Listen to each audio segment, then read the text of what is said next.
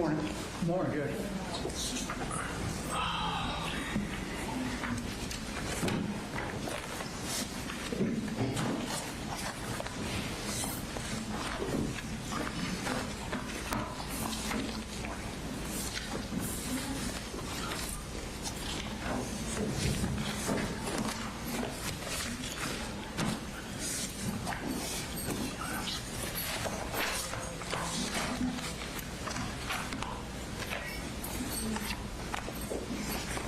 All right, we're all present.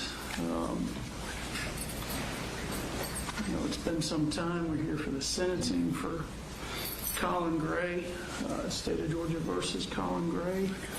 Does the state have any evidence in aggravation or victim impact testimony to present? We have victim impact. All right. The judge has some gifts for you. Okay. We filed a couple things late yesterday. All right. Yeah, you have copies of it. I have not seen anything. One No, is sir. a motion on perjury just to preserve the issue. Okay. One is a sentencing notice. Thank you. The other is a character letter from Mr. Gray's sisters. Okay. We provided copies to the state of law. All right. Thank you. All right. Is it Ms. Brooks, Mr. Smith? Ms. Daniel? I'm sorry.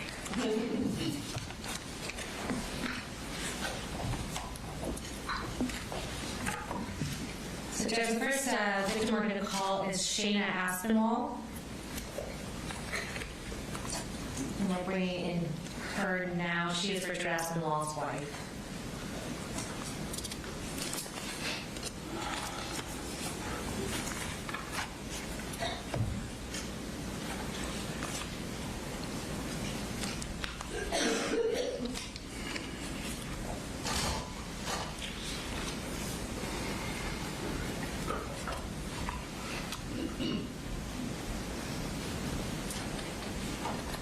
Ms. Aspinwall, I'm going to have you go ahead and raise your right hand. Do you swear or affirm any testimony you're about to give and that happening before the court is the truth, the whole truth, and nothing but the truth, so help you God? Thank you. And Ms. Aspinwall, if you'll just state your name for the court and tell the court what you would like them to know regarding sentencing Colin Gray. My name is Shayna Aspinwall, and I'm the wife of Ricky Aspinwall. On September 4th, 2024, my husband left for work expecting to spend another day doing what he loved, teaching his students, coaching his players, and making a difference in their lives. He never came home. Ricky was the love of my life and the heart of our family. He was an incredible husband and an amazing father to our daughters. Everything he did was for us. He celebrated our victories, carried us through our struggles, and made our home a place filled with love, laughter, and security. To the world, Ricky was a math teacher and a football coach.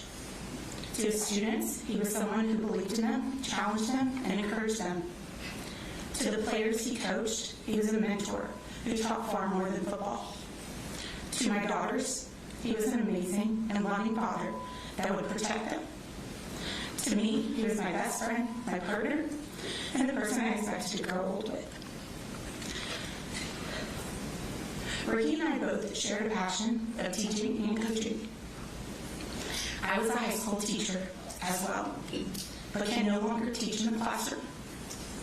Due to suffering with PTSD from the trauma of September 4th. What if another student shot me at school? My kids would have no parents because we were both teachers that aspired to help students learn, not be on the front line. Now, our daughters must grow up without their father. They will miss his guidance, his encouragement, his hugs, and all the milestones he should have been here to witness. Birthdays, graduations, weddings, and everyday moments that make up a lifetime will forever be marked by his absence. Colin harped on being a single parent and the struggles that entails in his testimony. He was a single parent by choice. I am now a solo parent because of his actions and lack of parenting. He was a pathetic excuse for a father, but he was not. He was an amazing dad to two little girls that loved him with his whole heart. My kids were 5 and 2 when he was killed. Psychologically, kids cannot truly process and understand death until the ages of 5 and 6. My now 4-year-old thinks her daddy is still at football practice and wishes he could come home. My now 7-year-old, who is a daddy's girl, spends time going to therapy because she struggled with the grief of losing her dad. Colin could not take his son to therapy, therefore I have to take mine. Ricky got to see her on her first day of kindergarten, but not her last. I've had to learn how to navigate a life I never imagined living. Every morning, I wake up hoping, even for a split second, that this was all a nightmare. Then reality returns. The empty space beside me, the silence in our home, and the questions our daughters ask are constant reminders that our lives have been permanently changed. The trauma the students and teachers faced by seeing my husband lay dead on the floor of the hallway because Colin could not be a responsible gun owner. He did not pull the trigger, but purchased and left a firearm accessible to a minor. My husband was a responsible gun owner that properly locked his guns up away from our children. No sentence can restore what was taken from us. No punishment can give my husband back to his family or erase the pain that has become part of our daily lives. But I ask the court to remember that this case is about more than the lives that ended that day. It is also about the families left behind who must carry the grief and trauma for the rest of our lives. I hope Ricky is remembered not only for the way he died, but for the way he lived. He lived with kindness, integrity, compassion, and courage. He dedicated his life to helping others, and even in his final moments, he was doing what came naturally to him, protecting the students entrusted to his care. Our family will carry his love with us always, but we will always carry the weight of the loss for the rest of our lives. Thank you for allowing me to speak on behalf of my husband and our family. Thank you. I assume you have, No questions, Judge. if you do, just I will stand up. thank you. Yes, sir.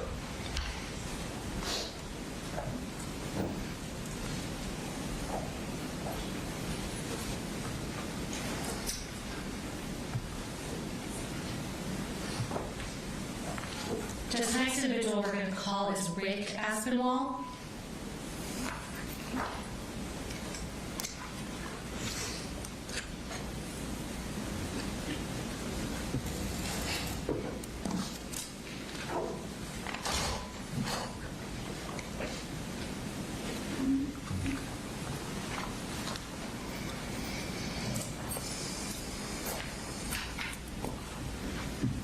Mr. Aspinwall, I'm going to have you go ahead and raise your right hand. Do you swear affirm any testimony you're about to give, the matter now coming before the court is the truth, the whole truth, and nothing but the truth, so help you God? I do. All right, if you'll just state your name and tell the judge what you'd like him to know in the sentencing of Colin Gray. I'm Richard William Aspinwall, Ricky's stepfather. Mr. Gray, I hope you remember me from our first meeting. After all the testimony I've heard, witnessed, I find it hard to believe that you had any idea of what you were doing for raising a son. Due to your ineptitude, your lack of situational awareness, you're responsible for all this that happened. I can't see it any other way. And I hope to God that you sit somewhere in a corner and just remember everything that you're responsible for. Thank you.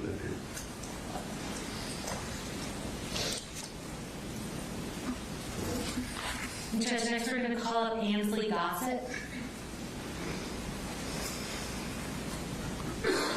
Is it Gossett? Yes, sir. I believe it's Gossett.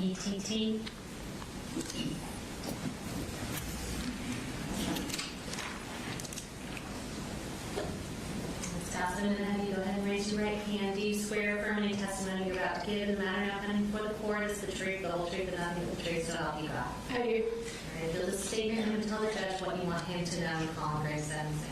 Good morning. My name is Ansley Aspinwall Gossett. I am the sibling of Ricky Aspinwall. I was there the day we brought Ricky home from the hospital, and I was there the day we laid Ricky to rest. The amount of anger that has gone through me and my family is unspeakable.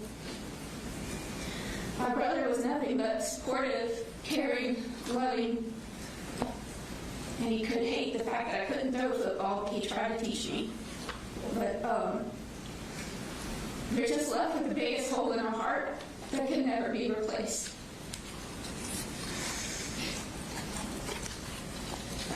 Words just cannot express, the extreme sadness for our family and the other families that have been impacted by this stupid act of irresponsible parenting.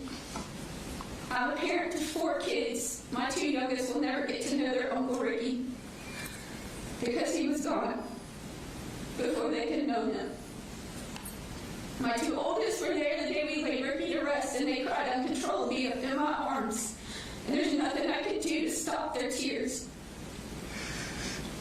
I know as a parent I would never actively leave a gun available to my child, no matter their age. Even if they were of age, I would not let it be accessible. And because of this, we are here today giving testimony because guns were left available to a young child that thought he was doing something incredible. It was such incredibly stupid.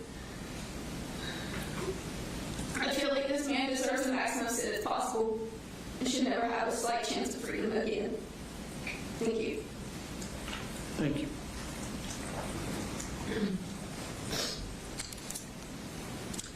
Judge, next we're going to call Brianna Schermerhorn.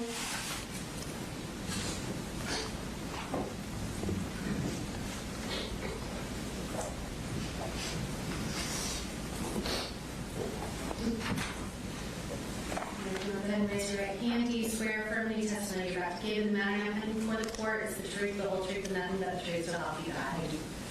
So go ahead, state your name and tell the judge what you wanted to know. Colin Gray said. My name is Brianna Schermerhorn, and I'm the mother of Mason Schermerhorn. I spent countless sleepless nights asking myself how we ended up here. How my beautiful son Mason, a boy who should still have an entire lifetime ahead of him, is instead placed on my dresser.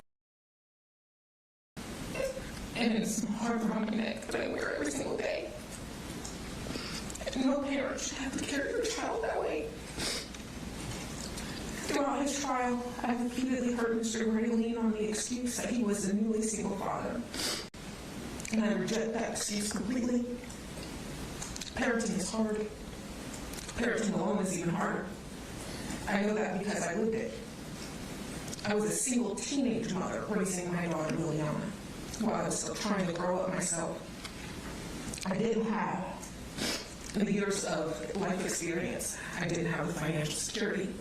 I didn't have the support system that Mr. Gray had. Every decision I made mattered because my child depended on me. Was I a perfect parent? Absolutely not. I struggled. I made mistakes. But there's a world of difference between struggling to parent and refusing to parent. Mr. Gray was not an overwhelmed teenager trying to figure life out. He was a grown man. He had years of experience, countless opportunities, and repeated warnings. He wasn't left guessing. He was told. He saw the warning signs. He heard about the disturbing behavior. He knew his son was in crisis. And instead,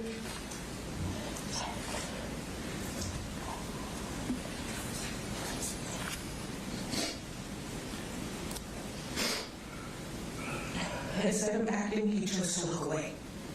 Instead of intervening, he chose inaction. Instead of protecting his son from himself and protecting our community from the danger his son posed, he armed him. That wasn't an accident. That wasn't bad luck. That wasn't simply poor judgment. That was a choice. A choice that handed a troubled teenager the very weapon that was later used to murder my son, along with Christian, Ricky, and Christina. People keep calling this a tragedy. It was. The tragedies are unavoidable. This wasn't unavoidable. This was preventable. Because of the choices made inside the Gray household, 4 families were handed life sentences of grief. Mason will never graduate. He will never fall in love. He will never build the career he dreamed of. He will never marry.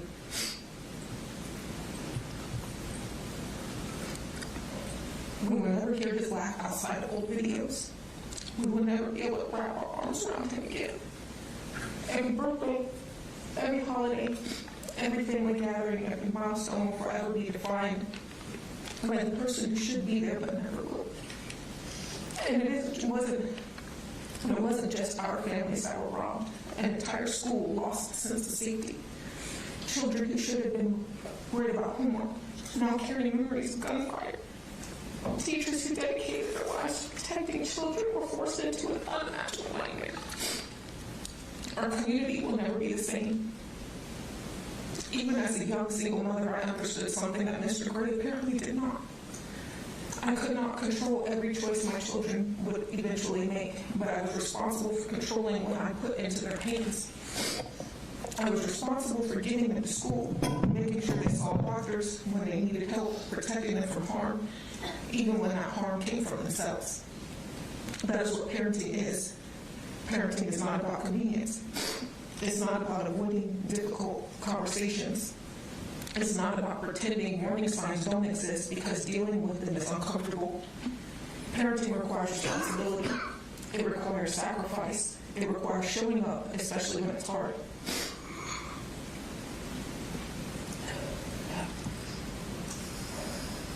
I remained a single parent until I met my husband. I know exactly what that burden feels like. So when I hear Mr. Gray use a single parenthood to justify what happened, I don't hear an explanation, I hear an excuse. And excuses do not bring my son home. Mr. Gray had every opportunity to make different choices, every opportunity to be the parent his son desperately needed, and every opportunity to prevent what happened. Instead, my son died because of decisions made inside their home before anyone ever walked into Apalachee High School on September 4th, 2024. I carry the unimaginable weight of losing my son every day. Nothing this court does today can bring him home to me. Nothing can give back Christian to his family, and nothing can restore Ruthie or Christina to the people who love them. But I hope this court doesn't lose sight with simple truth. Children depend on adults to make responsible decisions. When adults abandon that responsibility, innocent people pay the price. We pay with our children. Masons deserve better. Every student and every teacher who walked into that school deserve better. And while Mr. Gray will eventually leave the courtroom, I will never leave my sentence. I will spend the rest of my life carrying an unimaginable weight of the future that was stolen. Not by fate, but by someone who has and not by some unforeseeable act, but by preventable decisions made by a father who chose not to be one that mattered most. Mr. Gray should not only live with what his son did, he should also live every single day with what he failed to do. And I will ask the court that his punishment fit the failures of his choices. Thank you. Thank you.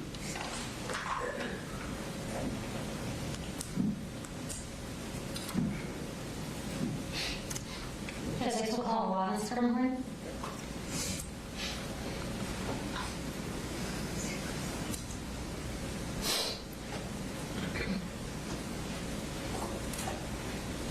Milano, have raised your right hand. Do you swear affirming testimony you're about to give in the matter now pending before the court is the truth, the whole truth, and nothing but the truth, so help you God? Yes. Okay, you'll just tell the judge your name and tell him what you want him to know when Colin Gray says. Name's Alana from Wallace. Before I talk about the choices that led us here today, I want to talk about those choices, who those choices affected. Mason was not just a victim of a tragedy. He was a 14-year-old who had a family who loved him, friends who cared about him, and a future that was supposed to continue. He's my little brother. Mason was the type of person who made people feel seen. He had a kindness about him that was rare. He looked for the good in people even when they did not always show it themselves. And he accepted people without judgment and treated everyone like they mattered. This is what makes the loss so difficult to understand. Mason was not someone who was supposed to become a victim. He was supposed to come home that day. He was supposed to continue continue growing. He's supposed to experience everything that comes after being 14 years old. He's supposed to graduate, build friendships, discover his future, and become the person we all knew he could potentially be. Instead, his life ended because the adults who had the responsibility to recognize danger and prevent harm failed to do so. The hardest part for me is knowing that Mason's death was not something my family could have prevented. We did not have the warning signs. We did not have the opportunities to intervene. We were simply the people left to suffer the consequences. While my family was planning a future with Mason in it, decisions were made that allowed the future to be taken away. The impact of losing Mason has affected every part of my life. Since September 4th, 2024, I've had to learn how to live in a world where my little brother is no longer in it. I've had to continue growing up while carrying a loss that has changed me forever. One of the hardest parts is knowing that Mason was supposed to be here for all the moments that come next. I will continue getting older while Mason will remain 14. I'll graduate one day, but he will not. I'll experience future birthdays, holidays, and milestones, knowing there's someone missing. There are moments where I still want to tell Mason something. I see something he would have liked, think of a joke he would have laughed at, or remember a game that we used to play. And for a moment, I forget that I cannot share those things with him anymore. Then I remember that's something I have to live with forever. This loss has also changed the way I see the world. I no longer have the same sense of safety I had before. School no longer feels like the place it once did. Every time I walk into a school building, a thought immediately crosses my mind. If this can happen to Mason, then why can't it happen to me?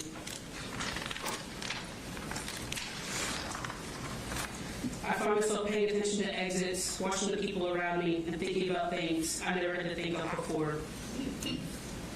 While trying to grieve my brother, I was also expected to continue being a full-time college student. I missed classes to attend court because being here for Mason matters to me. But for me to not get kicked out of the classes, I have to provide documentation proving that my brother was killed in this tragedy. Having to hand over these documents is just another painful reminder that this wasn't just a nightmare that I'm living in. Every hearing forced me to relive the worst day of my life. I had to hear details no sister should ever have to hear and evidence no family should ever have to see. Those memories don't stay in the courtroom. When the hearing ends, they follow me everywhere. Grief isn't just anniversaries or birthdays. It appears in ordinary moments. I'll see a game update and think about how Mason would have loved it. I'll hear a joke and instinctively want to tell him. For a split second, I forget he's gone. Then I remember, and that realization never gets easier. I'm still moving forward, but I'm moving forward without someone who's supposed to be beside me. That is the reality my family has been left with. When I think about Mr. Gray's role in this tragedy, I think about the responsibility that comes with being a parent. Parents are supposed to protect their children. They're supposed to recognize when something is wrong, take concern seriously, and step in when their children's actions create a danger to themselves or others. That responsibility is not fulfilled. This tragedy did not begin on September 4th, 2024.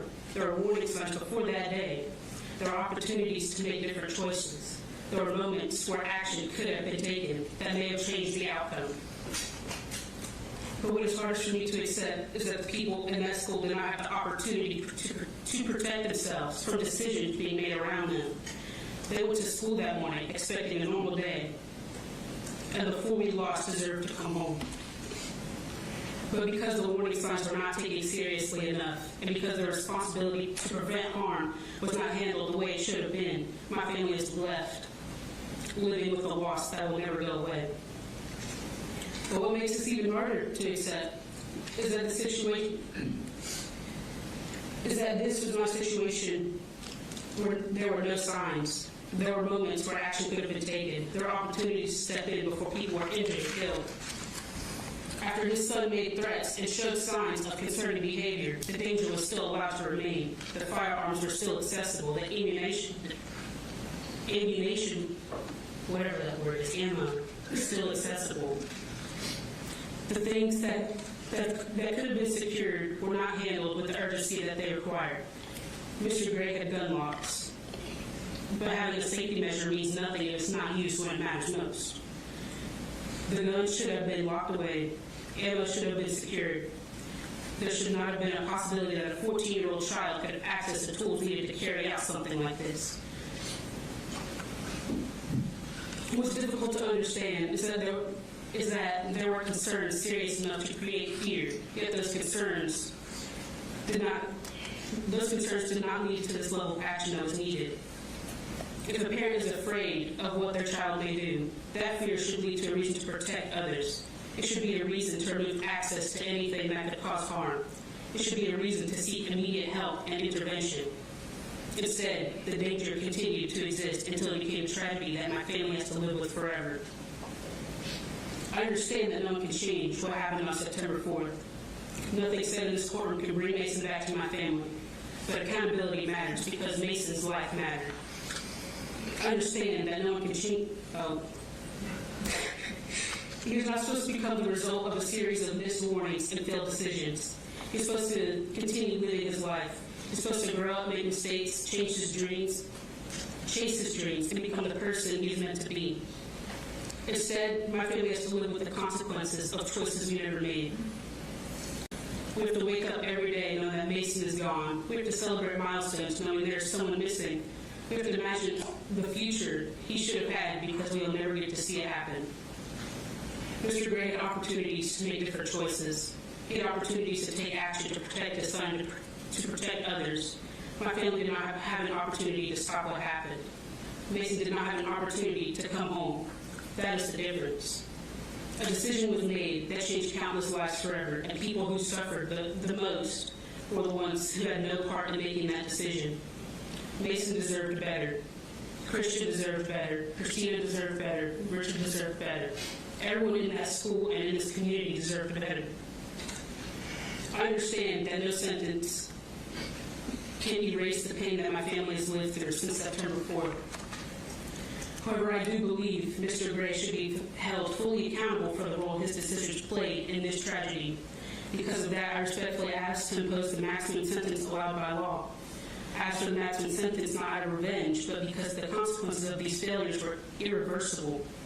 4 innocent people lost their lives. Many others were physically and emotionally wounded, and countless families, including mine, will carry this loss for the rest of our lives. No sentence will ever be equal to what was taken from us. But I do hope the sentence imposed today reflects the seriousness of Mr. Gray's responsibility and the immeasurable value of the lives that will forever change. Thank you, Mom.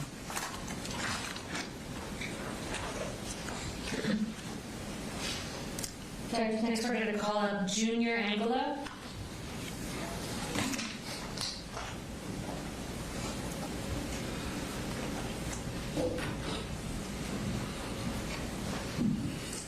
Raise your right hand. Do you swear affirming the testimony you're about to give in the matter of opening book report is the truth, the whole truth, and nothing but the truth, so help you God? All right, you'll tell the judge your name and what you want to know. My name is Ismael Angulo Jr. I'm the oldest sibling of Cristian Gabriel Angulo. Your Honor, even though he didn't pull the trigger himself, I am asking this court to give him the absolute maximum sentence possible. He is a complete failure of a father. He made a choice to buy that rifle. He made a choice to ignore every red flag. And because of his choices, my little brother Christian and 3 others, Mason, Coach Aspinwall, and Ms. Ermi are gone. And so many others will carry permanent scars for the rest of their lives. A parent's negligence shouldn't cost innocent children their lives. He built this tragedy at Apalachee High School. He showed no remorse. To him, it was just another Wednesday. He deserves every single day of the maximum sentence possible. Our families are living a lifelong sentence of grief, and he should face the full weight of his. Thank you. Thank you.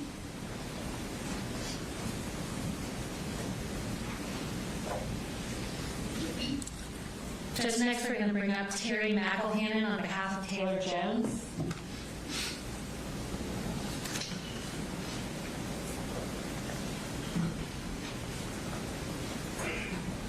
Mr. McElhannon, do you raise your right hand? Do you swear affirming the testimony you're about to give in the matter of opening book report is the truth, the whole truth, and nothing but the truth, so help you God? All right, you'll state your name and tell the judge what you want him to know in this hearing. My name is Terry McElhannon. I am grandfather, Taylor Jones. Why are we here today? It's because of him. His actions and his neglect are responsible for what happened here. Though he did not shoot the gun, he bought the bullets that enabled his son to kill people, hurt people, mingle them for life. I was in therapy yesterday, and this guy asked me, he said, "Is that your granddaughter?" And I said, "Yes." And he said, "Is that where she was shot?" The wounds are still visible. She was shot more than one time, and she lingers with that every day. After 4 months in the hospital after this accident, she has endured more pain than she should have. The community has delivered and got more pain than they deserve because of this action. I don't know that he could be remembered by being what he thinks he is, Colt, but he will be remembered, but not in my thoughts. Let me tell you a little bit about Taylor, what led up to this, and can it get worse? Taylor lost her mom from an L-bed heart pump 4 years ago, which stopped up with a blood clot and killed her. Can it get worse? Yes, it does. She lost her grandmother that drowned in Lake Erie a year later. She lost her great-grandmother, my wife, which died with dementia the third year. She lost her uncles, and she lost my brother, which she called Papa too, because anyway, I won't tell you what he died of, but it's been sad. I think, can it get any worse? This comes along. This has tormented us for a long, long time. She contemplated suicide in the hospital because of so much pain she was in. She couldn't get over it. And she didn't want to live. She wanted to go see her mama. Can it get worse? It does. We're here today. Because of what he did, even though he didn't shoot, he bought the bullets. And for that, he deserves the maximum punishment. Thank you. Thank you.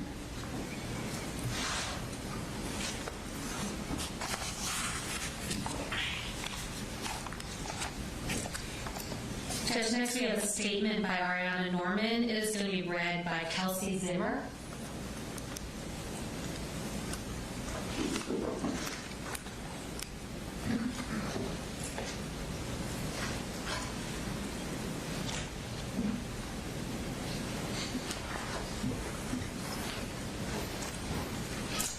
Your Honor, thank you for the opportunity to speak today and share how the shooting has affected me. My name is Ariana Norman, and I'm giving this statement regarding Colin Gray. I thought Wednesday, September 4th was going to be a normal start to the school year. Instead, it turned out to be a nightmare when Colt Gray stood in my classroom doorway and opened fire that day. I lost 2 of my classmates, and 2 teachers were killed, as well as multiple other people being injured, most of whom are my friends. I believe my mind will never fully recover from that day. Sometimes I actually catch myself reliving that moment when I was sitting at my desk in class, and then I looked up to see Colt Gray standing in my classroom doorway, then opening fire. The gunshots were so loud to the point where I just covered my ears and closed my eyes, putting my head down on the desk until I saw him exit the classroom. Because of that day, I will never feel really safe in the hallways of my school again. I now always have to look for an escape route in every place I go to feel safe. Because of this, Colin Gray deserves whatever punishment you decided to give him. Your Honor, this tragedy is ultimately his fault, as he could have kept his weapons locked away somewhere safe, and for ignoring his son's mental health spiraling downhill. I truly believe that if he was being responsible with his weapons, this whole case could have been prevented. Thank you for taking the time to listen to me. Thank you.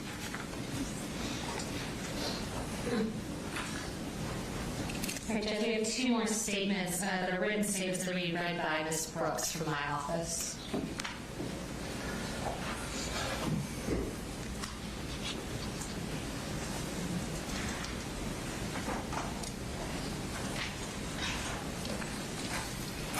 Your Honor, the first statement was written by Michaela Brown.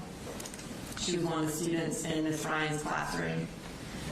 The Apalachee High School shooting on September 4th of 2025 was a tragic and terrifying event that has affected not only the people directly involved, but also students everywhere. Knowing that something like this can happen at a school makes me feel very unsafe and anxious.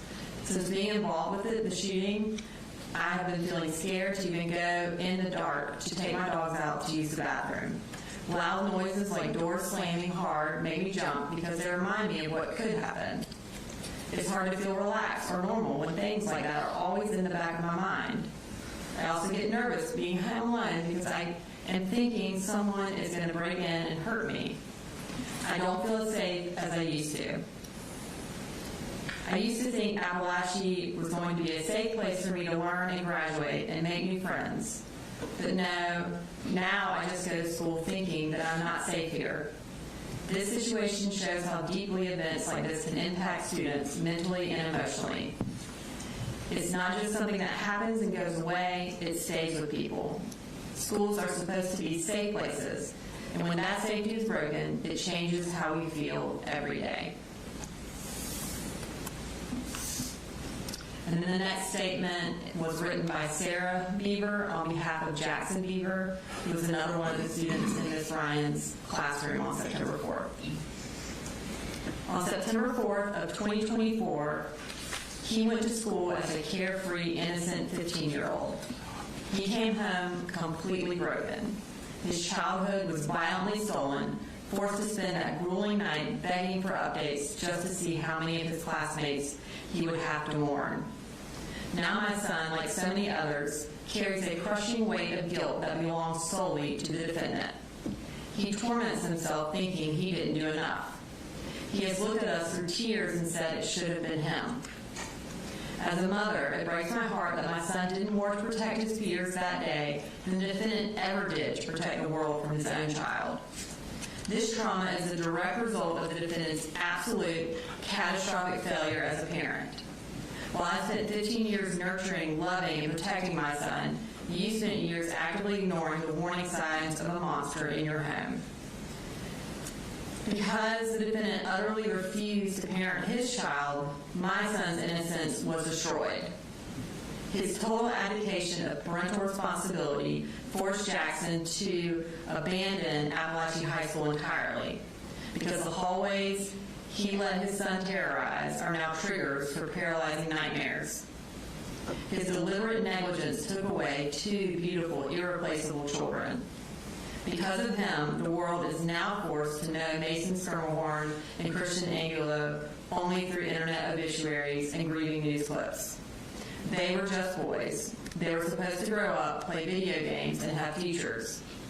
You didn't just fail your own son, Colin Gray. He robbed the world of Mason and Christian and left their families with a shattering permanent void. He robbed the world of Richard and Christina. They were people of honor, love, and courage. They gave everything they had to save our kids, while the defendant gave his son a rifle and a free pass for devastation. He traded their lives and their families' futures for his own unconscionable cowardness. While he stood by as an indifferent spectator to his son's escalating violence, my son was standing on a football field bleeding. Pieces of that day are now a permanent part of his body. Every single ache, twitch, and physical sensation in his leg is a violent, forced flashback to the terror the defendant allowed to happen. He didn't just buy his son a rifle. He hand-delivered the means to dismantle my son's peace, youth, and future. He chose to ignore every warning sign. He chose to provide the firearm. He chose to sit back and watch and do nothing. And because of his unconscionable cowardice, 4 beautiful souls, Mason, Christian, Coach Aspinwall, and Mrs. Yermy, were stolen from us forever. Their families are left with an unfillable void, their lives permanently shattered by the lives that were brutally cut short. But his destruction didn't stop with the dead. He created an entire generation of traumatized survivors who must now carry the invisible, agonizing scars of his failure. My son, alongside every classmate who made it out of those hallways, is serving a life sentence of fear, panic, and grief. they are forced to reconstruct their failures out of the wreckage he handed his son the power to create. The community, neighboring counties, law enforcement, paramedics, hospitals, nurses, and many others will forever have images of that day in their mind, all because of his failures. He let them all down, along with his children. While he deserves every ounce of punishment the law can hand down, he is not the only one with blood on his hands. His mother, his grandmother, and every other family member who stood by and watched the severe abuse he suffered, who knew exactly how dark and horrific his mind had become, belong in a courtroom right next to him. Their silence was active compliance. Their refusal to step in and save those children is no different than pulling the trigger themselves. By doing absolutely nothing to stop the violence they knew was coming, they chose to let it happen. Because your choices were deliberate, or because the defendant's choices were deliberate, his punishment must be absolute. My son's childhood can never be restored. The families of the victims will forever be altered. The survivors will always have fear following them like a dark cloud.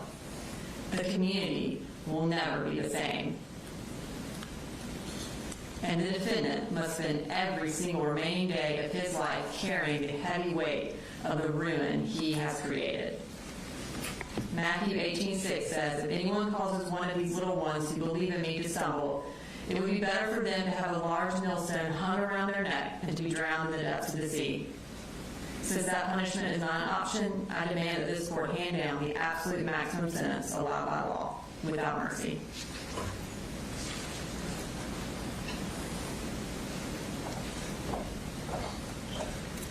Judge, next we have Natalie Griffith.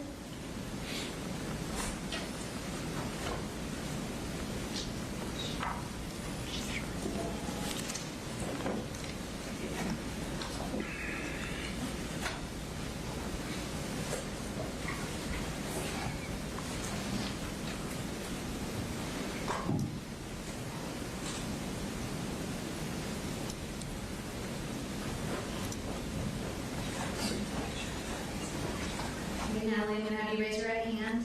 Do you swear affirm any testimony you're about to give in the matter now pending before the court is the truth, the whole truth, and nothing but the truth, so help you God? Yes. All right, just tell the judge your name and tell him what you want him to know. Hi, my name is Natalie Griffith. I'm a student at Apalachee High School. On September 4th, I got shot twice, once in my shoulder and once in my wrist. I think about the shooting a lot, and I hate it. I hate it so much. I think about if it hadn't happened. I think about my life before it and how it's so different. I wish that I could go back and change it. Sometimes I wish that I didn't go to school that day, but that wouldn't stop it from happening. I wish that I could bring back the people that died. I wish that there was some way that they all survived. I lost the ability to feel over half my hand. I lost 2 years of my life trying to heal, and I still haven't fully.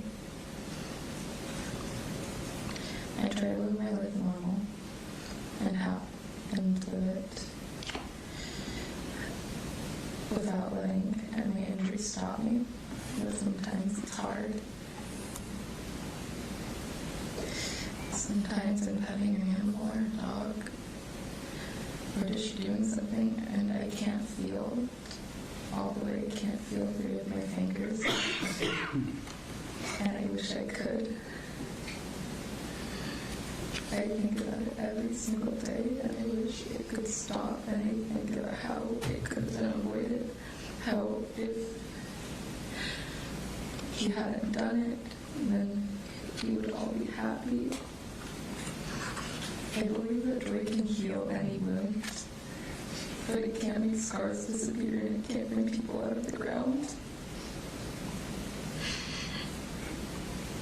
I don't understand how a parent can fail that much. I don't understand how a parent can hit their child. I don't understand how a parent can fail to protect their child, fail to help them. And I believe that he should have a punishment for that. I believe that is your choice, but I hope that he remembers every day that he could have stopped it and regrets his choices. Thank you, Natalie.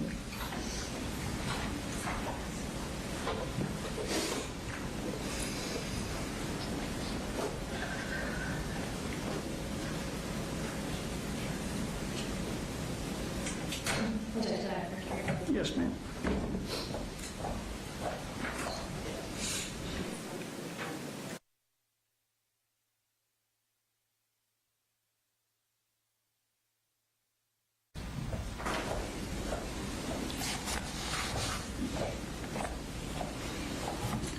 And Judge, I believe that concludes our victim statement. All right, and there's no evidence in aggravation, is that right? No. All right. Mr. Barry, Mr. Hobbs, evidence in mitigation. Judge, we provided the court a character letter. We will just proceed with argument when the court's ready. All right. And Mr. Gray, of course, has a right to make a statement if he wishes to. Judge, under our advice as counsel, he will not be making a statement. All right. Well, why don't we take about a 10-minute break and we'll move into argument. And Judge, can you just instruct the media as far as photographs of the Griffith go? Yeah, Do not. recall the order say, do not photograph, video, or disseminate the images of any juveniles. I think Natalie just testified. Certainly she's a juvenile, so don't. If you accidentally did, or if you did it without thinking, don't publish it or disseminate it. All right, we'll be in recess for about 10 minutes.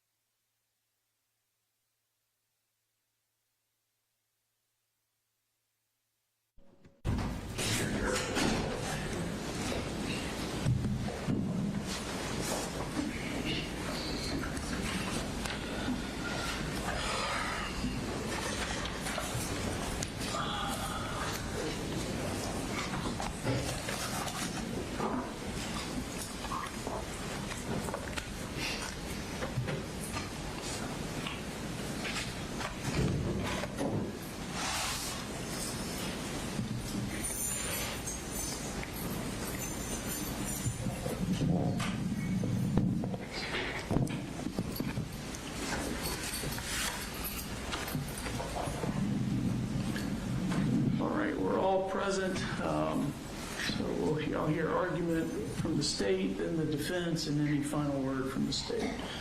There is no mitigation, is that right? No witnesses? Yes, sir, that's correct. State? I'm saying we'll make those moves sort of close. All right.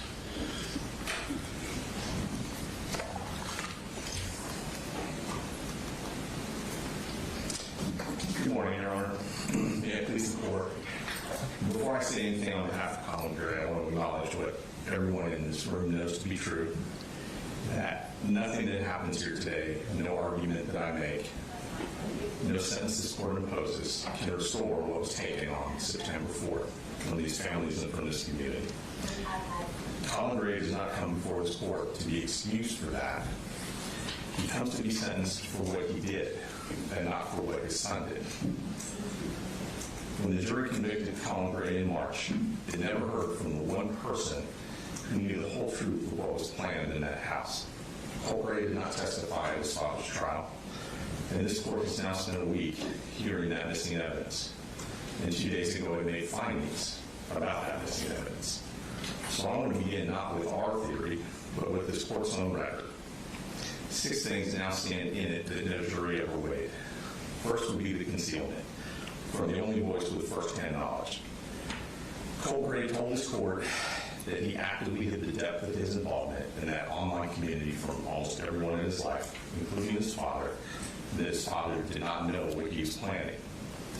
We did not ask the court to take the confessed killer at his word. We asked the court to notice that his words matched the physical evidence that the jury did see.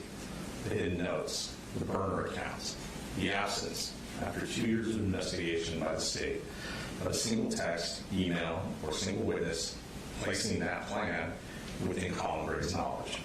Second, the notes on Colt Gray's phone show hostility towards his father and expressed hope that his father would be punished. I'm not going to read those words in the courtroom. I know the court saw them during the trial. I raised them for only one reason. A son who wanted his father punished and wrote it down had every incentive in the world to implicate him, instead confirmed that he kept that world secret from Colin. Third, the timeline moved because Colin Gray was in fact moving. The court heard that Colt accelerated his plan when his father sought mental help for him through the school. The original plan called for this execution to be on the anniversary in February of the Parkland shooting. Because Colin was taking steps, Colt decided to counter-move and accelerate his plan. Was it enough what Colin did? Obviously not. The jury has said so, and Colin accepts that. But it was not nothing, and it was not indifference. Hi, good morning. My name is Charlie. So I'm calling from the State Resource Center. Please turn your phones off. Fourth, the defense expert who testified before the court this week described the family profile of children who fall into these communities, the true crime community. Parents who are absent, parents who do not nurture, parents who physically abuse. Your Honor heard 9 days of trial evidence about Colin Gray, and whatever else it showed a father who was present, who pulled his son towards hunting in the outdoors, who was trying, however ineptly, to get him back into school and away from his computer, who didn't physically or mentally abuse him. And the same expert told this court the single best intervention for a child is to get him away from that community, to get him off of the computer. That's the intervention that this untrained father was groping towards, without even knowing the community's true nature, without even knowing his son's involvement in that community. Fifth, the state's own evidence found that the one adult who was inside that hidden world with Colt Gray was not Colin. The director of the Division of Family and Children's Services testified in this courtroom that the boy's mother was, in the director's words, fueling this ongoing obsession with school shooters. The jail calls the state played showed her relaying the community's praise into her son's cell until the court ordered the contact stopped. That is not my characterization. That is the state's witness, the state's exhibit in this courtroom this week. And sixth, on Tuesday, this court found the motive. Not bullying, not hatred, in the court's own words, for the infamy of it. Infamy, Your Honor, is the currency of exactly one place, the true tribe community, the hidden community that Colt Gray served in secret. The motive this court found did not live in Colin Gray's house. It lived in a world that Colin Gray did not know existed. Now, Your Honor, the state's strongest foreseeability evidence at trial was one simple fact. Marcy Gray had told Colin to lock up the guns. I want to spend a few minutes on what this court has learned since then about the warning and about Marcy Gray, because the companion record has shown what stood behind it and how much of it never reached the man who received it. Marcy knew the extent of her son's immersion in that community because she was inside of it with him. She knew he idolized school shooters. She knew he was corresponding with the convicted school shooter in Florida. By the evidence now before this court, that fascination was the thing the two of them shared, and none of it was shared with Colin Gray. So consider the difference between two sentences, two articulations. Lock up the guns from an estranged co-parent in one sentence versus lock up the guns because our son idolizes school shooters. He writes to one in prison, and I've been inside that world with him. That is a different sentence entirely, a different statement entirely. Colin Gray only heard the first sentence. He was never told the second. And foreseeability, as a measure of what a man morally deserves, has to be judged by the warning that he actually received, not the warning that she was in a position to give. Why would she keep such a secret? The record before this court suggests an answer. Through her own actions, the addiction, the conviction, the loss of her children, Marcy Gray had forfeited the ordinary place of a parent in her children's lives. What remained to her with this son, with Colt, was one thing: this fascination they shared. It sat in their relationship where ball games and fishing trips sit in other families. It was the thing they talked about. It was theirs. And to tell Colin about it would end it. We know what that relationship meant to her because the state showed us. After September 4th, after 4 people died, she still could not let it go. And she still discussed it with her son from his cell until a court finally stepped in and made her stop. I don't say this to condemn her. She has lost a son to this too. I say it because it makes her silence comprehensible. And whatever her reasons, the fact stands, and it is the fact that matters today. The knowledge was hers. It was never his. Now weigh that unexplained Marcy from the way Colin had to weigh it against the other voices in his ear. In May of 2023, a Jackson deputy sheriff stood at Colin Gray's home, investigating an online threat given to him by the FBI, traced to that address. Colin did not stonewall that officer. He volunteered, unprompted, on video, that if there was evidence his son had made the threat, the guns would leave the house immediately. He never got that answer. The case was closed.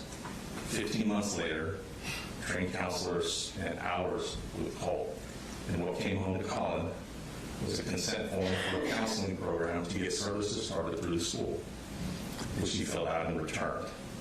The vocabulary was anxiety. That is the information that this man was holding. One voice saying lock up the guns with no reasons attached, from the one person whose history with him made her the hardest voice for Colin to credit. A co-parent convicted of a crime against him, ordered to stay out of this county, whose children were removed from her by the state, and who was, by the record of both of these proceedings, the parent who physically abused Colt, who had threatened to kill Colt. Colin had to choose between listening to that voice or listening to the voice of the credentialed voices. And that's what he chose to do. This is not a heart indifferent to human life. This is how every rational person orders information. And it really is one of the many tragedies of this case. Because here's the cruelest part. Colin Gray had already told the deputy sheriff out loud at his home the exact condition on which he would act. Tell me you did this and the guns are gone. Marcy Gray held that evidence. The idolization, the immersion, the correspondence with the convicted shooter. Had she given him the knowledge that she had, she would have handed him the very confirmation that he publicly committed to act upon. But she never did. The confirmation that he was waiting for existed, but simply never reached him. And September 4th itself proved which parent had that knowledge, because Marcy is the one who immediately called when she received the text, knowing what was going to happen, not Colin. I want to be careful because I know that others had information as well, others in Colt's family. And I don't believe they held anything from Colin out of ill will. I just don't think they perceived the significance of the information that they held. But that's precisely the point. That the people closest to this boy, holding the most alarming pieces of this picture, did not foresee what was coming. They could not foresee it with more knowledge than the moral weight of failing to foresee it cannot justly be concentrated, undivided, in the sentence of the one man from whom the picture was kept. The verdict aggregated this household's knowledge. The sentence should match the knowledge of one man. So what did Colin Gray actually know? Because that, not what was kept from him, what he actually knew is what the jury convicted him on. And it is what the court must sentence him upon today. He knew his son struggled, anxiety, stress, trouble fitting in, trouble making friends. He knew the boy loved guns, as Colin did, as Colin's father did. He knew he had a temper. What he knew was that Colt was a struggling adolescent, one of the great many in this country. But not one single fact from the hidden world of the true crime community where the plan actually lived, was tended, and grew was known by Colin. And the incidents the state lined up at trial did not arrive in Colin Gray's life as a single timeline. They arrived scattered across months, each one surrounded by stretches of a child who laughed, who was bright, who loved his computer, video games, who played guitar, who went into the woods with his father. A prosecution exhibit can compress 292 days into a column of red flags and delete every ordinary day in between.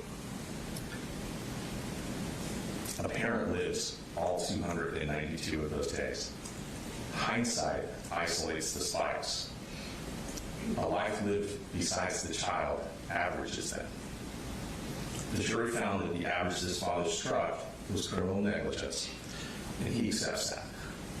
But there's a difference in sentencing between a man who watched a fire build and did nothing, and a man who saw sparks amid seasons of calm and misjudged them. And how hard was Colt to read? The state answered itself that question in the court this week. The state court told the court that when this boy said the words, "I hear voices, I want to black out," that he was not breaking down. He was performing a scripted imitation of his idol Nicholas Cruz's arrest interview. An Easter egg planted by a boy the state describes calculating up to the second of the shooting. I accept the state's proof that this court will remember that among the gravest warnings charged against Colin Gray at his trial was that his son spoke of hearing voices in the days before the shooting. If that talk was theater, a callback that only a student of school shooters could even recognize, then the most alarming thing that this father ever heard from his son was a line from a script he had no way to know existed. The same record cannot call it performance in one sentencing and an unmistakable warning in the other. And the state also said that it does not know why this boy is what he is. I don't know why the shark is the way the shark is. Maybe he's born that way. Maybe something no one can name. Your Honor, that was an honest answer, and I respect that answer, and I respect the state for giving it. But it does have a consequence for today. In the state of Georgia, with the complete record, every expert, every jail call, 2 years of hindsight, if they cannot explain this boy, then the law cannot justly sentence him as though he should have real time across the living room. Foresight cannot be demanded where hindsight has failed. The FBI sent a warning, sent a tip to Jackson County Sheriff. They investigated and closed the file. A deputy sat with him and left. Trained counselors spent time with Colt before the shooting and sent him back to class. Nobody trained to see this side.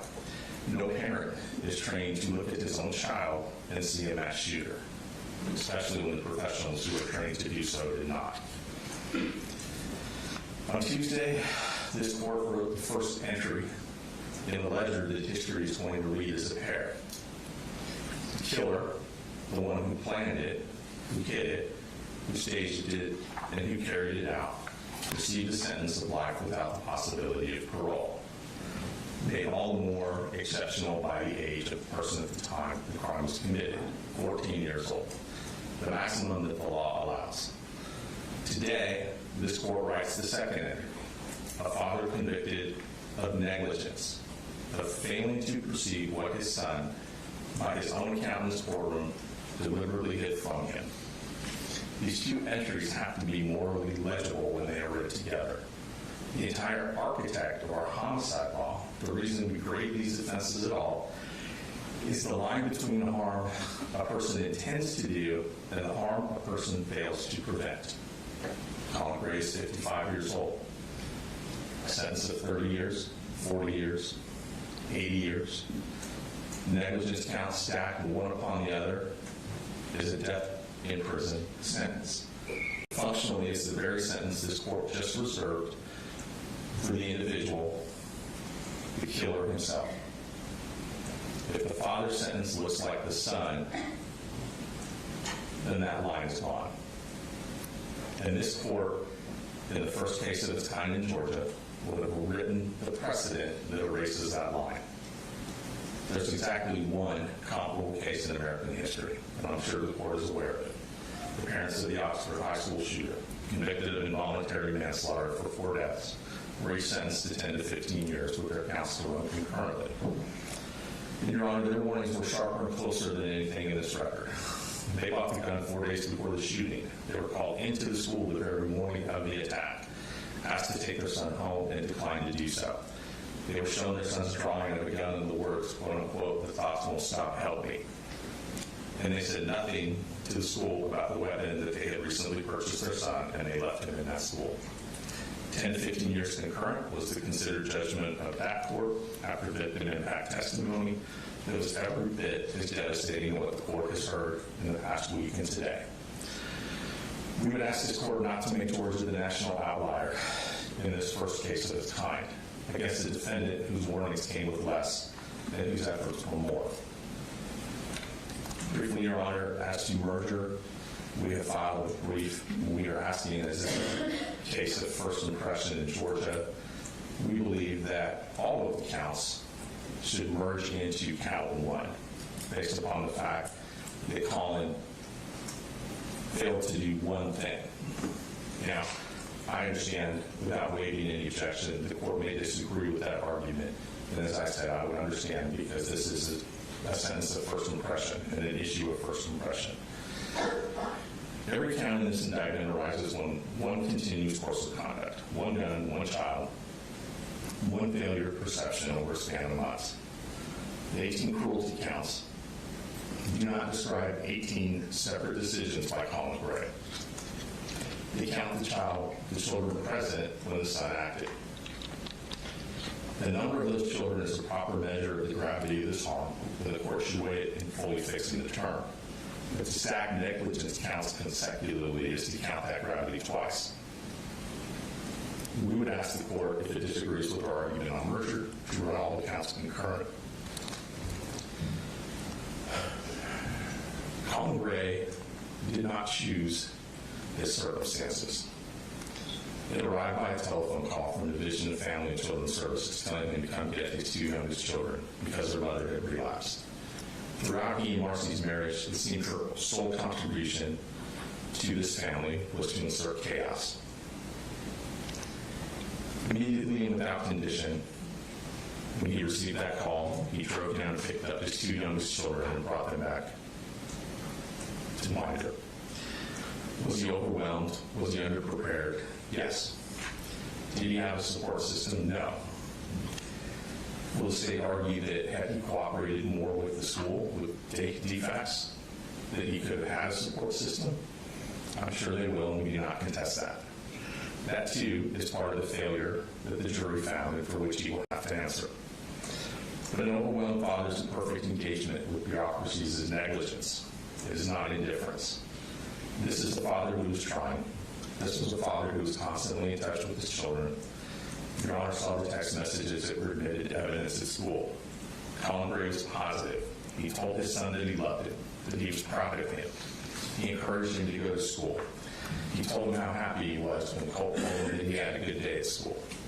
This was not an absent father. This was not a distant father. This was not a harsh parent. And the rifle, the court should understand what the rifle was meant to be, because it belongs to a larger and sadder inventory. Colin's plan for his son was the only plan that he had ever seen work. His relationship with his own father was a troubled one, and it was redeemed to the extent it could be in the woods, hunting, side by side with his dad. Your Honor has a letter from his sister that details that a little more clearly. So when Colin's own son began to slip away from him, Colin reached for everything he could think of and everything that he could afford. He bought his son gifts, guitars, computers, gear. He tried, however ineptly, to get him back into school. He filled out the counseling paperwork. He took him to the range. He took him hunting. And the hunting rifle, because hunting was the language in which a Gray father had once managed to say to a Gray son what he could not say in any other way. He believed that his presence and his generosity in the outdoors could pull Colt out of troubled waters. What he did not comprehend was the current that ran through a world that Colin Gray could not see, towards an infamy that he could not imagine, besides a confidence that he did not suspect. The jury called that judgment and that failure criminally negligent, reckless, and the verdict stands.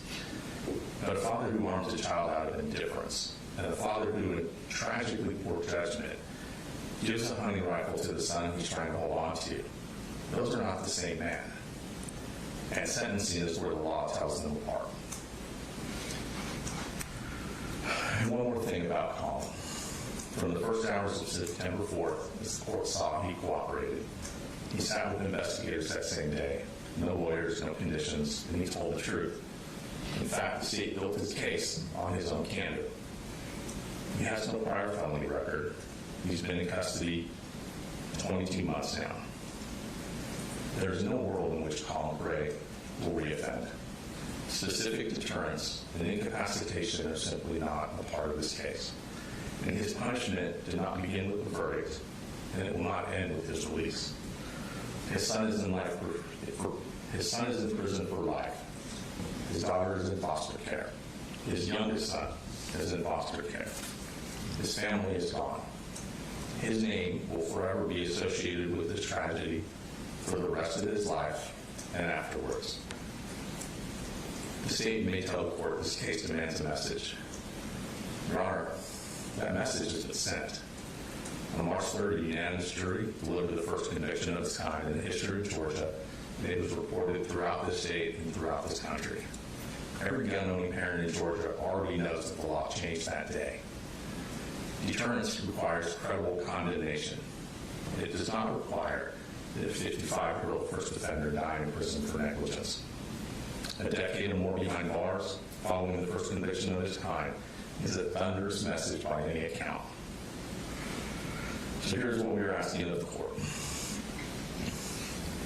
On each count of murder in the second degree, we're asking the court to sentence Mr. Gray to 20 years, to serve 10 years in confinement, with the balance to be probated. On the counts that survive merger, 10 years concurrent. On the reckless conduct counts, 12 months concurrent. All the counts concurrent with each other. An effective sentence of 20 years to serve 10 years in custody. That is not leniency. 10 years in a Georgia prison for a man who never intended to harm a single human being is among the most severe sentences ever imposed on a parent in American history for the act of a child. It honors the statutory minimum It accounts for every life lost and every child in danger. It stands beside the criminal sentences rather than dwarfing them. And it preserves the one distinction this week of sentencing will be remembered for: the difference between the boy who carried that rifle and pulled the trigger and the father who did not see it coming. Your Honor, we understand the gravity of this situation. 4 people are gone, and nothing the court can do today can change that. But the question today is narrower, and in some ways harder. What does justice require when a father's negligence and a son's concealed intent meet on a single morning? This court has heard from the son himself and how completely that intent was hidden from the father. It has found that this was done for the infamy of it, the currency of a world the father never knew existed. It is already imposed on the one who did the killing the heaviest sentence the law allows. The sentence can be severe and still be just. We ask the court to impose one that is both, the sentence we've asked for, and to leave standing the line is always drawn between negligence and murder. Thank you. Thank you, Mr. Hobbs. Mr. Smith.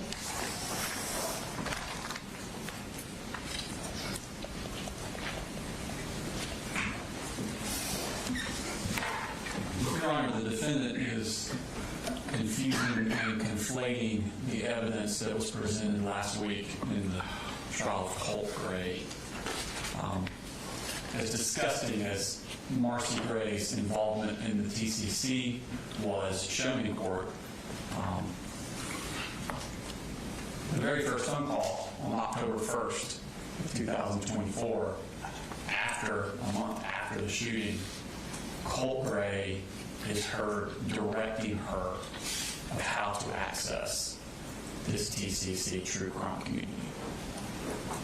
He brings her into it after the fact. They're conflating the time periods when that happened. And they're also conflating his knowledge of her knowledge. The phone calls that the state showed in his trial, where Marcy Gray is continuously searching for the Ethan Crumley parents, why were they charged, and the sentencing for that, and that simultaneously with those Google searches that she's making,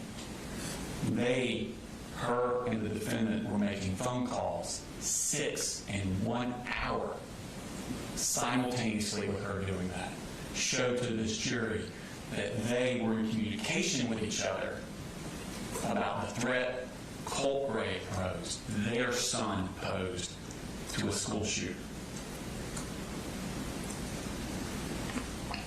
They're conflating the timelines of when these things happen. So let's look at the actual timeline in this case. In 2021, law enforcement came to his house because his son had searched how to kill your dad on the school computer. 2 years later, in 2023, law enforcement again came to his house because his son had threatened to commit a mass shooting at an elementary school. And at that meeting, law enforcement asked him to restrict his son's access to guns. But instead of doing that, just a few months later, for Christmas, he bought his son a 6-hour M400 rifle. And that summer, as his son's emotional health spiraled, this defendant allowed him to keep that rifle in his room. He was convicted for what he did know.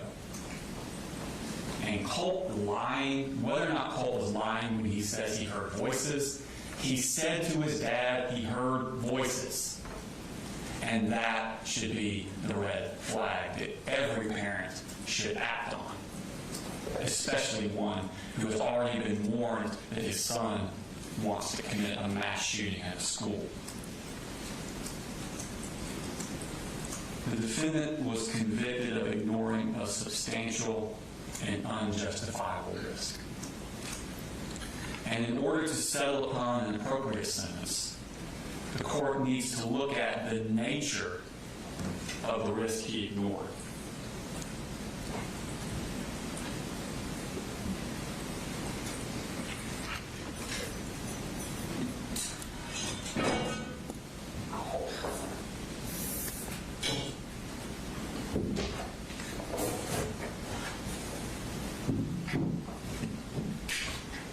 This is that risk.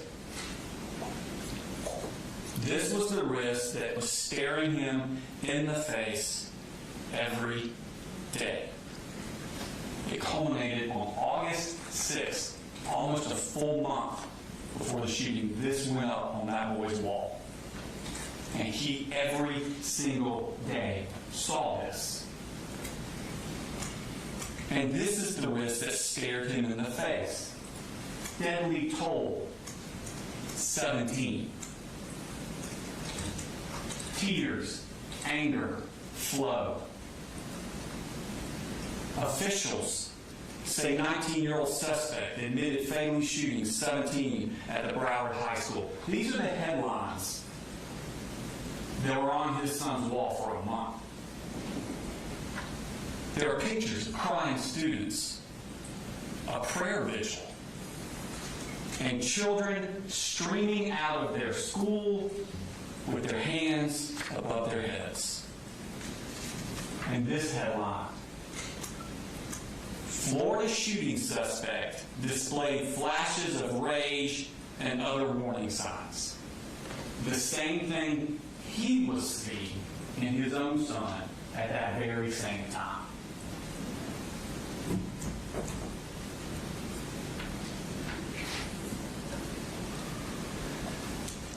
This was the risk he was ignoring, that there would be a mass shooting of children at a school. And he gave his son the exact tool he would need to accomplish this. He is the reason 4 people are dead, 7 were injured, and countless others were traumatized. And he is the reason a 16-year-old boy was sentenced 2 days ago to the rest of his life in prison. I don't know why the shark is the way the shark is, but everyone understands the risk. From the moment of the horrific attack to throughout the trial, the defendant has shown no remorse for his actions. On the day of the shooting, his daughter texts him at 11:01 a.m. There are 3 people dead at the high school. After that moment, he does not call or text his son because he knows.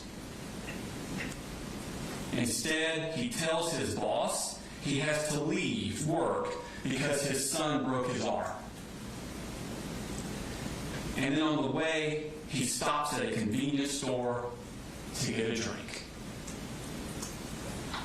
And then he just goes home. The next day, he tells his 13-year-old daughter to lie to the authorities. And he comes into court, he takes that stand, and he lies too.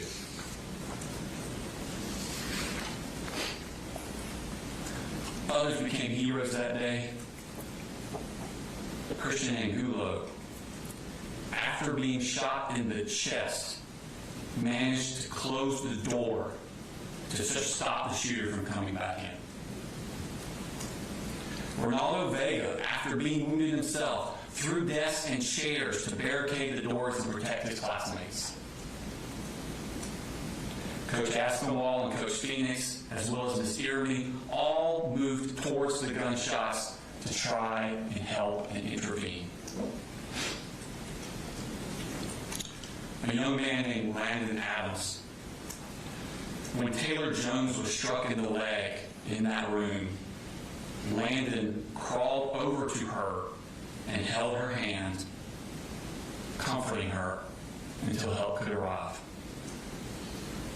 Every child in that classroom was a hero when they came together to comfort and protect each other. And Mason Schermerhorn never got the chance to do that. He was robbed of the opportunity to be the friend everyone knew him to be. But the defendant did nothing. Nothing to stop this, the greatest of risks. The mass murder of children is the maximum of risk, and for that he deserves the maximum of punishment. And do not forget that the Crumleys were sentenced to the max that was allowed by Michigan law. For murder, count one, murder in the second degree of Christian Angulo, the state would ask the defendant be sentenced to 30 years to serve in confinement. In count three, murder in the second degree for Mason Schermerhorn, the state would ask for 30 years to be served in confinement consecutive to count one. In count five, involuntary manslaughter for the death of Richard Aspinwall, the state would ask for 10 years to serve in confinement consecutive to counts 1 and 3. Count 7, involuntary manslaughter, death of Anna Christina Irmy, the state would ask for 10 years to serve in confinement consecutive to counts 1, 3, and 5. For counts 9 through 26, cruelty to children in the second degree, the state would ask for 10 years to serve concurrent to each other and the previous counts. Counts 27 and 29, reckless conduct, the state would ask for 12 months to serve concurrent for each other and the previous counts, for a total of 80 years to serve in confinement. State under court, State versus Bryant, Your Honor, 363 Georgia Appeals 349-202, and Harris versus the State 272 Georgia Appeals 366. Both say that the same incident with separate victims does not merge.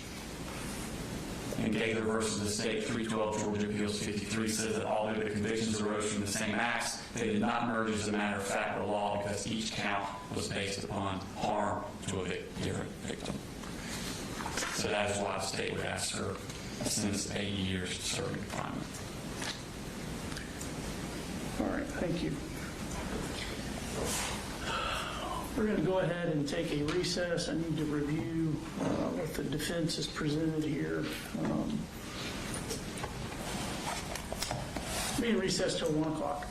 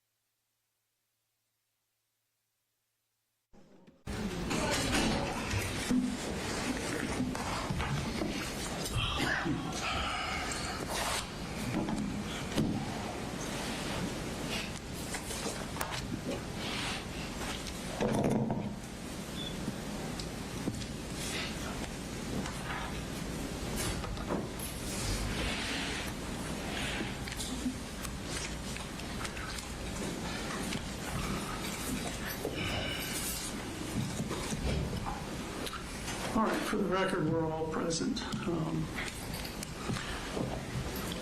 I can safely say never before have I found my position less enviable than I do today. As you all are aware, this is the first case of its kind in the state of Georgia. As far as I'm aware, it's the second case of its kind in the nation. And what we're really referencing is this new phenomenon of parents being charged in conjunction with crimes that their children are committing. It's a divisive case. It's a divisive type of case where a parent is charged in conjunction with the crimes their children committed. And Mr. Gray committed crimes, but his crimes are tethered to the tragedy committed by his son. And that makes the situation a little unique. I'll point out the first 39 witnesses of Mr. Gray's trial did not mention Colin Gray. They did not testify about anything that Colin Gray did. It was the tragedy that he's tethered to from Colt. Now again, Mr. Gray committed crimes and he was convicted because of his failure to act and intervene. I want to talk for a second about just some principles in American justice. The highest level of criminal responsibility or culpability is for someone who willfully, knowingly, intentionally commits a crime. The lowest level of criminal culpability in our system is criminal negligence. You didn't intend to commit a crime, but you ignored foreseeable harm. You failed to act in a certain way. You failed to intervene. And there's an easy example. Take a premeditated murder. Someone plans a murder. They want to kill someone, and they follow through on that plan, and they shoot him with a gun and kill him. And then in the other situation, someone's playing around with a loaded gun, recklessly, negligently, and they accidentally shoot and kill someone. Those crimes aren't punished the same. One is intentional, one is negligent. I want to point out that every one of the 27 charges that Colin Gray was convicted of are criminal negligence. Every one of them.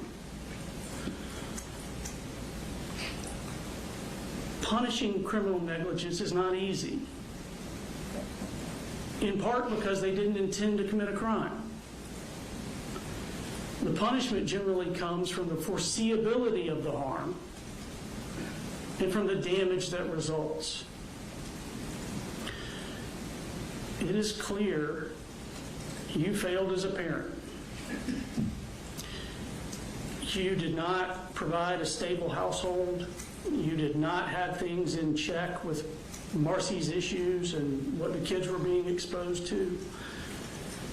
You did not have Colt in activities that a boy should be in, where he's making connections with other children in person, where he feels loved, where he feels accepted.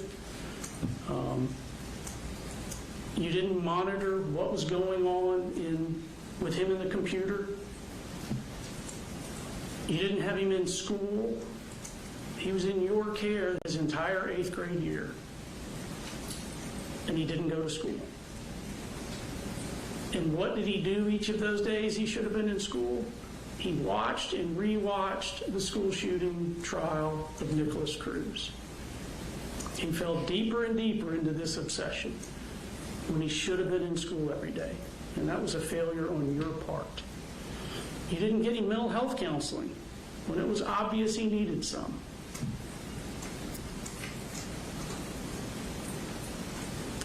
None of those failures helped your case, but those aren't why you were convicted. You were convicted because the warning lights were flashing brighter and brighter, and you didn't get him help, and you didn't remove his access to the guns. I recognize that no parent believes that their child is capable of committing a heinous crime. No parent thinks that their child is going to be the next school shooter. But it became more and more obvious that something bad was going to happen. At a minimum, you should have believed that Colt would commit suicide. And you failed to do the simplest things to prevent this. You had gun locks, and you didn't use them. You could have got $100-something safe and put the guns in the safe. If you had done that, you wouldn't be here today. You could have removed the ammo and the magazines from the house, and if you'd done that, you wouldn't be here today. You could have let someone else hold the guns while you got Colt help. If you'd done that, you wouldn't be here today. If you had done any of those things, Miss Yeremy, Mr. Aspinwall, Mason, Christian would be here today. And your negligence didn't arise in an instant. It was repeated day after day. The entire first month of school was an opportunity to remove the guns to get Colt help. And you failed.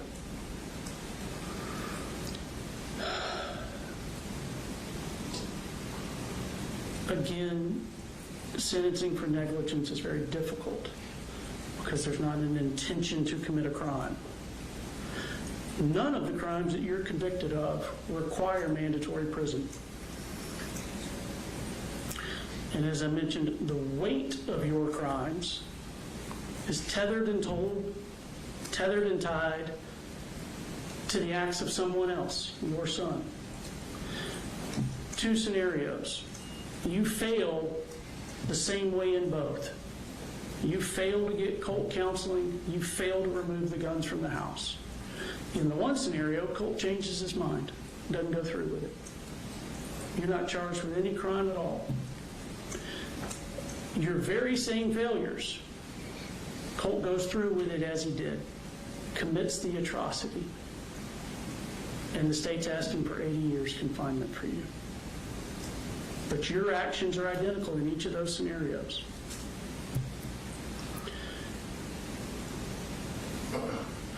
My heart aches for everyone that was there that day, for all of you that have been impacted by it. But the law requires that I set aside emotion. I don't get to sentence with passion. I have the nearly impossible task of sentencing you without passion, despite the immeasurable heartache that you've caused. On September 4, 2024, lives and families were forever altered. You are the but for you failing to get Colt help, but for your failure to remove access to the guns, this doesn't happen. September 4th would have been a normal day. Mr. Aspinwall, Miss Yeremy, Mason, Christian, Mr. Phoenix, Natalie, Melanie, Taylor, Jackson, they all would have gone home as normal to have dinner with their loved ones. It's the but for that the community has such outrage for you. But it matters that you didn't have actual knowledge that Colt was going to school to do that. It matters that you didn't intentionally commit a crime. It matters that you didn't plan an attack. It matters that you didn't seek to harm anyone. It matters that you didn't pull a trigger.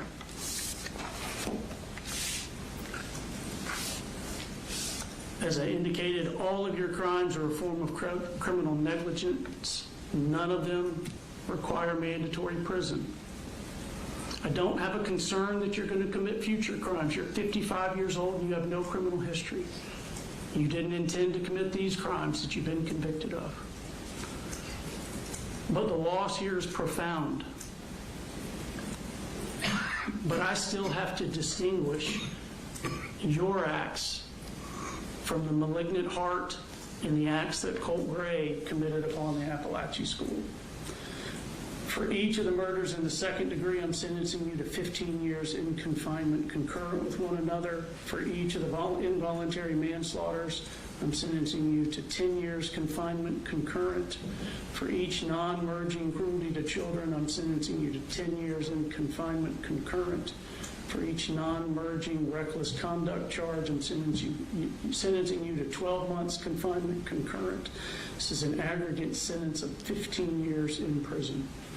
I'm going to have the sentence filed presently. I want to advise you, I'm required to advise you that you have certain post-conviction appellate rights. You have the right to a court-appointed attorney if you need one, to file a direct appeal or a motion for new trial. Those have to be filed within 30 days of today's date. You have a right to file a petition for habeas corpus to challenge any violation of your constitutional rights or any legal errors. That has to be filed within 4 years of today's date. You have no right to a court-appointed attorney for a habeas corpus petition, as it's a civil proceeding. I'll ask defense counsel to file a placeholder motion for you. If you need court-appointed counsel, make sure you apply so that you can comply with those 30-day deadlines. If your motion for new trial is denied, you have a right to a court-appointed counsel and can file an appeal from that within 30 days of that denial.